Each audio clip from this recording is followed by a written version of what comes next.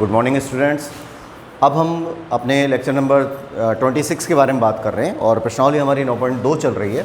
तो 9.2 प्रश्नावली में हमने 2 क्वेश्चन पूरे कर लिए थे। अब उसके बाद हम तीसरे का फर्स्ट कर रहे हैं और इस क्वेश्चन में एक फार्मूला यूज़ हो रहा है, वो आगे फार्मूला दिया हुआ है और यूज़ उसको यहाँ पे कर लिया है।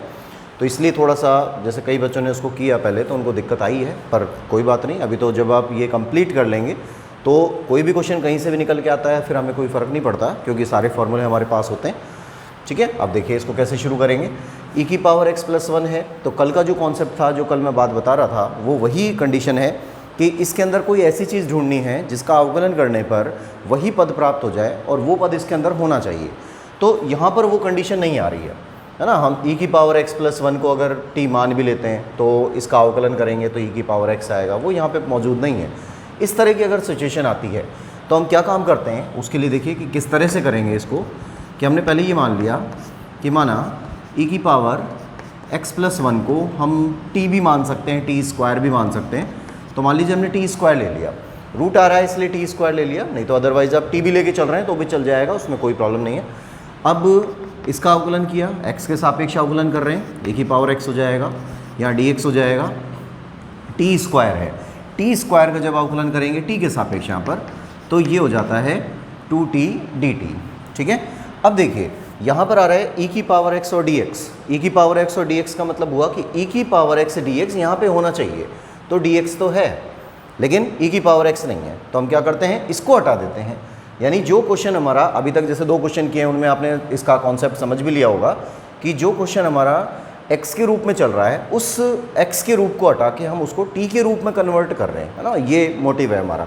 तो हम क्या काम करेंगे, यहाँ से dx को तो रख लेते हैं, e की पावर x को उधर भेज देते हैं, तो 2t dt अपॉन e की पावर x हो गया। ठीक है, अब ये जो पार्ट है इसके अंदर t आ रहा है और यहाँ पे x आ रहा है, तो हम e की पावर x की जगह पर कोई वैल्यू चेंज कर दें और इस तरह से कर दें कि ये पूरा का पूरा t में कन्वर्ट हो जाए, तो वो e की पावर x की वैल्यू हमको यहाँ से मिलेगी। ठीक है, यहाँ से आप निकाल सकते हैं कि e की पावर x बराबर होगा t² - 1। देखिए एकदम ओके है ये। ठीक है, इसकी वैल्यू को यहाँ डाल दीजिए तो हमारे पास आता है dx = 2t dt upon ex की जगह पर t² - 1। ठीक है, यहाँ तक कोई प्रॉब्लम नहीं है। अब ये जो प्रतिस्थापन बने हैं इनको आप मेन सवाल में रखिए। तो क्वेश्चन हमारा जो दिया गया है, अब e की पावर ये जो x के रूप में दिया गया था, अब उसको हम कन्वर्ट करेंगे तो t के रूप में कन्वर्ट हो जाएगा। तो देखिए क्या क्या आता है, इसकी जगह पर क्या रखेंगे, √, इसको हमने t² मान रखा है तो इसकी जगह पर रख दिया t²। और dx आ रहा है तो dx की जगह पर ये वाला dx बराबर इतना आ रहा है, तो dx की जगह पर हम ये पूरा रख रहे हैं 2t dt अपॉन t² - 1। ठीक है, अब इसको सॉल्व करिए, देखिए क्या क्या आता है। तो यहाँ जाता है i = 2 कांस्टेंट है, 2 को हम बाहर निकाल लेते हैं, 2 तो यहाँ आ गया। उसके बाद स्क्वायर भी है और रूट भी है, तो जब ये दोनों कटते हैं, स्क्वायर से रूट हटेगा तो ये t हो जाता है ना, डायरेक्ट लिख दूंगा मैं इसको। तो यहाँ से एक t बच रहा है, एक t ये वाला रहा है तो t² हो गया, अपॉन में चल रहा है t² - 1, तो ये वैल्यू आ जाती है t² अपॉन t² - 1 और dt। ठीक है, अब देखिए थोड़ा ध्यान करिएगा, 9.1 प्रश्नावली में इस तरह का एक क्वेश्चन आया था जिसमें x² अपॉन में x² - 1 या +1 कुछ भी हो सकता है। तो अगर सेम घातांक ऊपर नीचे चल रहे हैं, किसी भी चर के सेम घातांक ऊपर नीचे चलते हैं, अंश और हर में दोनों जगह पे उपस्थित होते हैं, तो हम कुछ प्लस करते हैं कुछ माइनस करते हैं ताकि क्वेश्चन वो सॉल्व हो पूरा।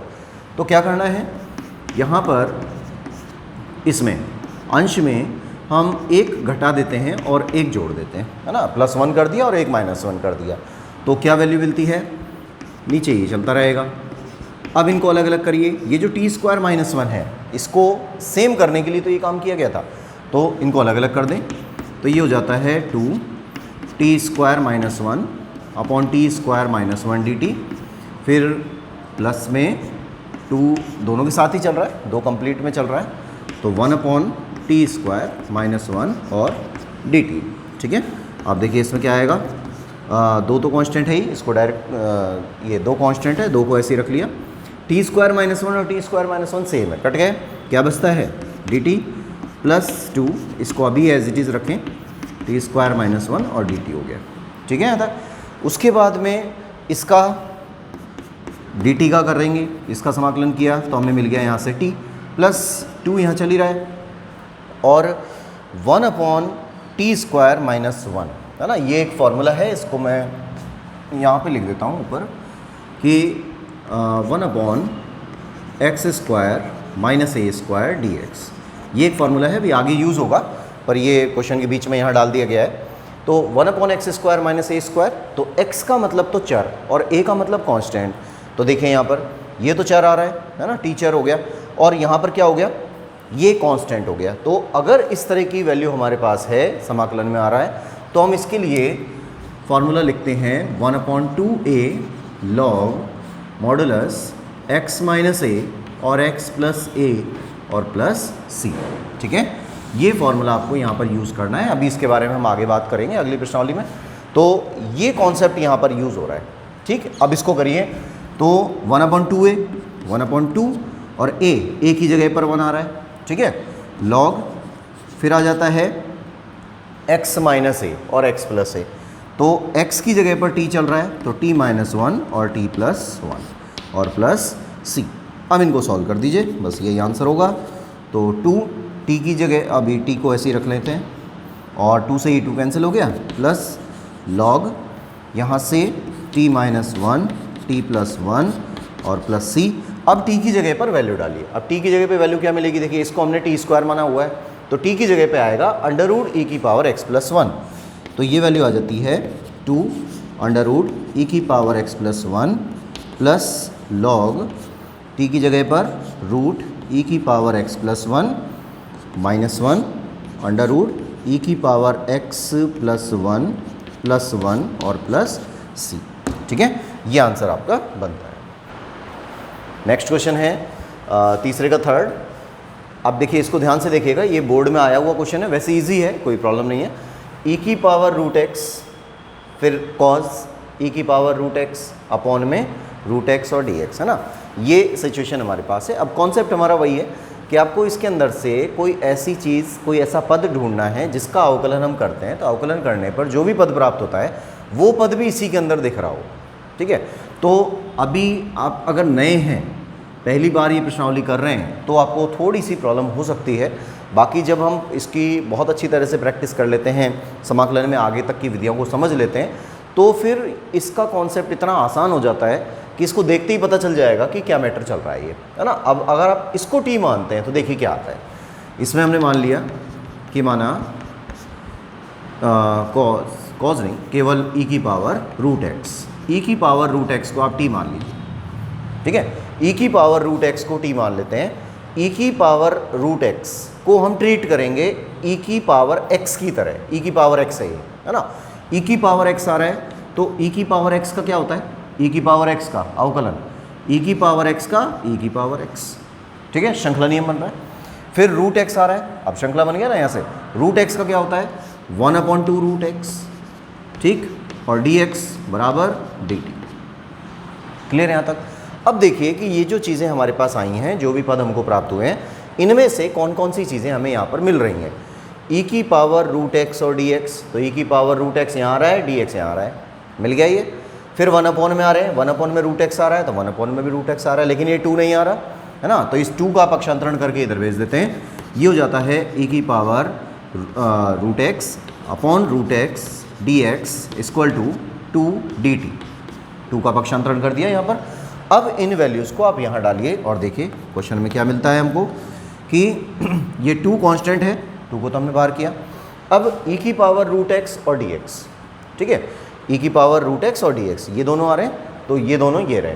फिर √x नीचे आ रहा है, तो ये वाला और ये वाला, ये 3 पद हटा देंगे और इन तीनों पदों की जगह पर हम क्या लिख देंगे, 2 dt। तो 2 को तो मैंने बाहर लिख दिया, dt यहाँ आ जाएगा। सही है। उसके बाद में ये cos है और ये t है, तो cos और t हो गया। आया। अब ये इतना बड़ा क्वेश्चन दिख रहा था और लास्ट में जब हमने सॉल्व किया तो ये इतना सा हो गया, तो 2 cos t हो गया, है ना। अब 2 cos t का समाकलन करिए, तो 2 तो कांस्टेंट है ही, और cos t का क्या होता है, sin t और प्लस c। ठीक है। अब साइन ये t जो है, t का मान रख दीजिए वापस, तो i = 2 साइन और t की जगह पर आ जाएगा e की पावर रूट x और प्लस c। बस ये आंसर हो गया आपका। देखिए अब चौथे का फर्स्ट है कि 1/x 1 प्लस लॉग एक्स। बहुत सिंपल क्वेश्चन है एकदम। जब तक ये जो प्रोसेस हमारा चल रहा है उसके अकॉर्डिंग ये बिल्कुल आसान है, क्योंकि जैसे ही आपने log x को देखा, log x को देखते ही समझ में आ गया कि 1/x आ रहा है और आ भी रहा है इसमें, है ना। लेकिन हम इसके साथ में ये कांस्टेंट और ऐड कर लेंगे, क्योंकि कांस्टेंट का अवकलन 0 होता है, तो इससे क्वेश्चन ज़्यादा इफेक्टिव हो जाएगा। 1 प्लस लॉग एक्स को हमने मान लिया t के बराबर।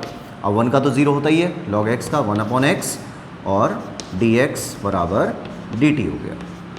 ठीक है, अब इसको ये वैल्यूज़ यहाँ डाल दें, बस सीधा हो जाएगा कि इस वाले को तो आपने पूरे को t मान ही रखा है, और 1/x और dx, तो 1/x और dx की जगह पर dt आ जाएगा। तो इनकी जगह पर तो आ गया dt और इस पूरे को हमने t मान लिया तो ये आ गया t। ठीक है, अब ये बन गया 1/t। अब 1/t का क्या होता है?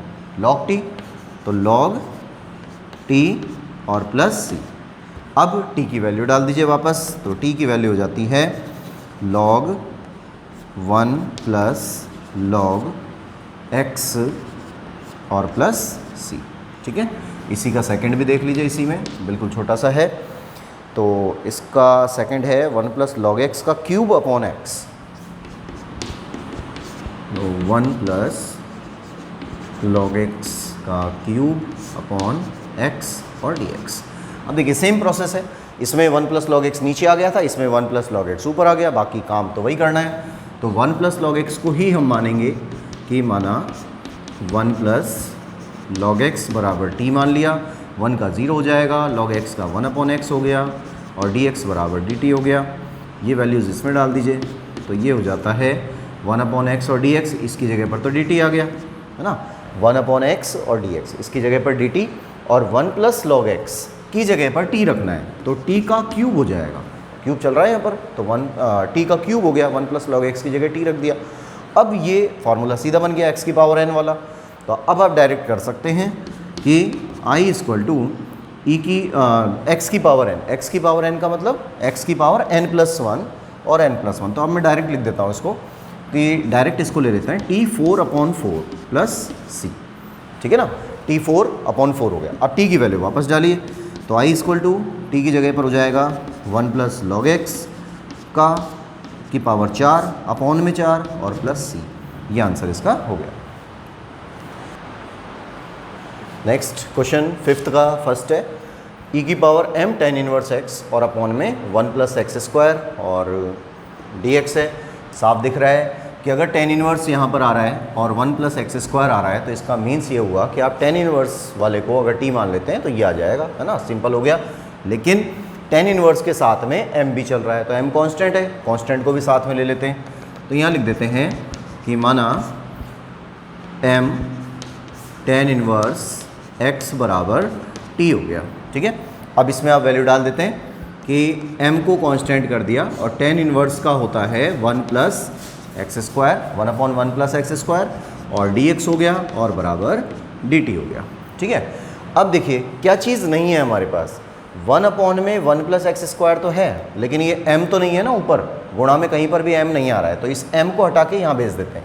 तो ये वैल्यू आ जाती है dx/1/1 प्लस एक्स स्क्वायर और इक्वल टू dt/m आ गया, m नीचे आ गया। इस वैल्यू को एज इट इज़ अब इसके अंदर रख देते हैं, तो वैल्यू मिलती है dx/1/1 प्लस एक्स स्क्वायर, तो dx भी है 1 प्लस एक्स स्क्वायर भी है, इन दोनों की जगह पर रख देंगे dt/m।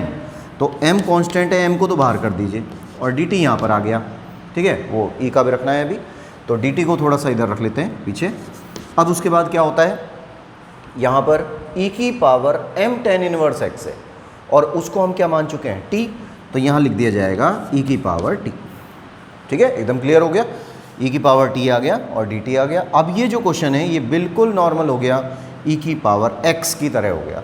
अब e की पावर x है तो इसका मतलब e की पावर x का e की पावर x होता है और प्लस c हो गया। अब आप वैल्यू डाल दीजिए इसमें 1/m, t की वैल्यू वापस डाल देते हैं, e की power m tan inverse x plus c।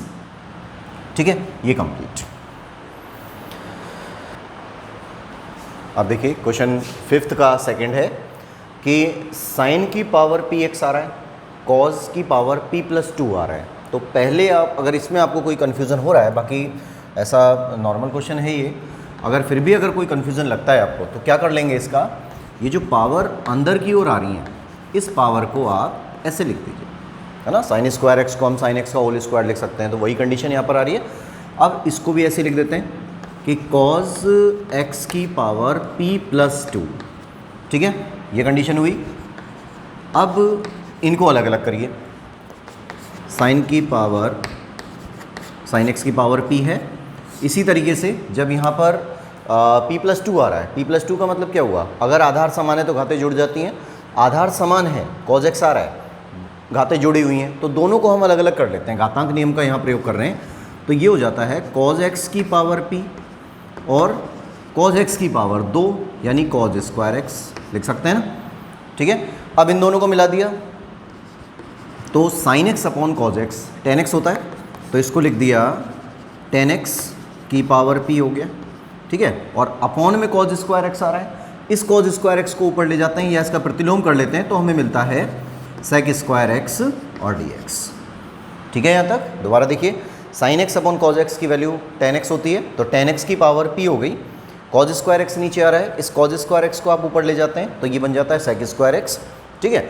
और अब आपको समझ में आ गया होगा कि किस चीज़ को हमें t मानना है। टेन एक्स दिख रहा है और यहाँ पर सेक स्क्वायर एक्स भी आ रहा है, इसका मतलब टेन एक्स को अगर t मानते हैं तो सेक स्क्वायर एक्स आ जाएगा अवकलन में। तो यहाँ हमने मान लिया कि माना tan x equal to t और टेन एक्स का अवकलन करने पर सेक स्क्वायर एक्स dx आता है और ये हो गया dt, ठीक है यहाँ तक।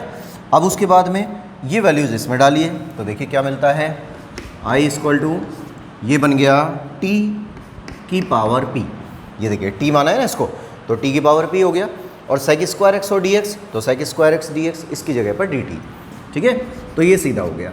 अब उसके बाद में ये जो t की पावर p है ये x की पावर n का फॉर्म बन रही है, x की पावर n, और x की पावर n का क्या होता है, x की पावर n+1 अपॉन में n+1 और प्लस c, ठीक है। अब वैल्यू डालिए वापस t की, तो t हमने माना है 10x के इक्वल में, तो यहाँ आ जाएगा 10x की पावर p+1 अपॉन में p+1 और प्लस c, ठीक है। ये आंसर हमारा होता है।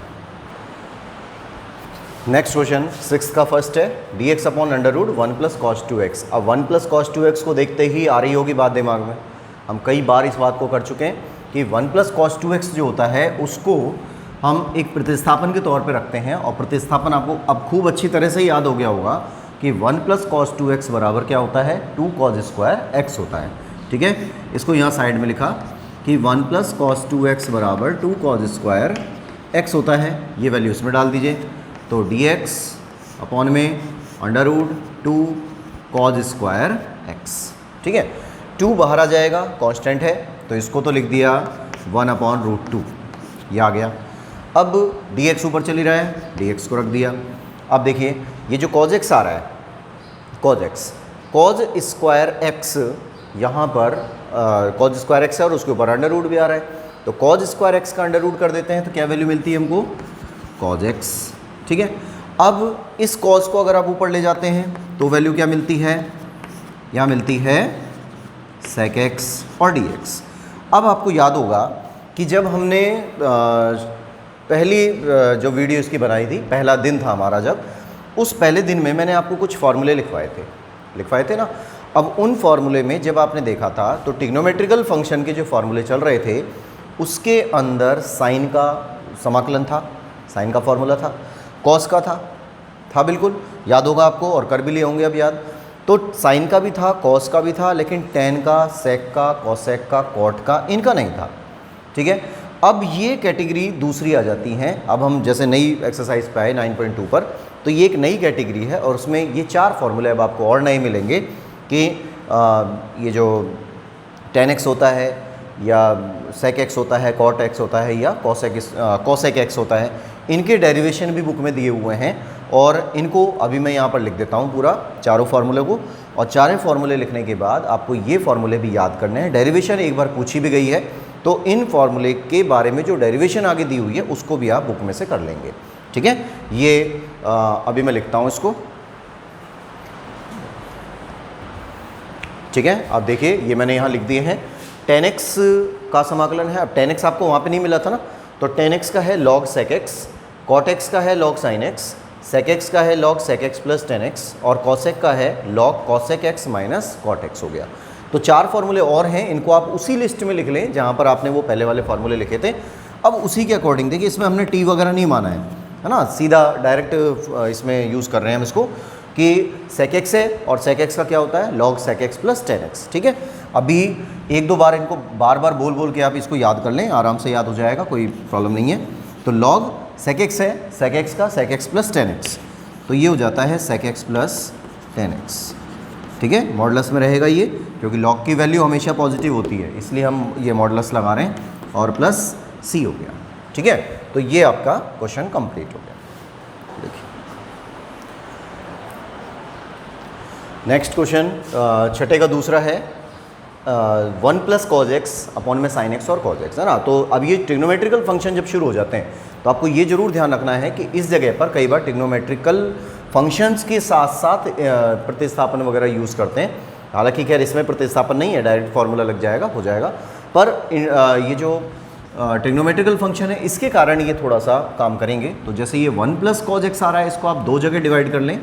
एक तो हम लिख देते हैं 1 के साथ में साइन एक्स और कॉज एक्स, एक पार्ट तो ये बन गया, और दूसरा पार्ट है कॉज एक्स अपॉन में साइन एक्स और कॉज एक्स, ठीक है।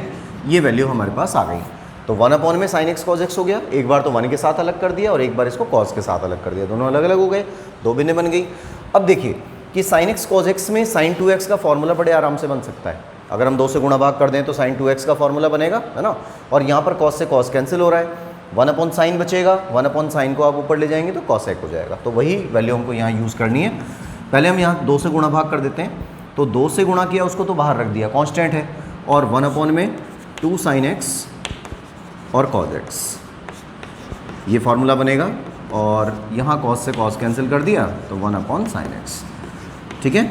अब उसके बाद में ये बनता है साइन 2x, साइन 2x का फॉर्मूला है। उसके बाद इसको ऊपर ले गए, ये बन गया कॉसेक एक्स dx हो गया। अब देखिए सेम प्रोसेस इसमें भी तो यही हो रहा है ना।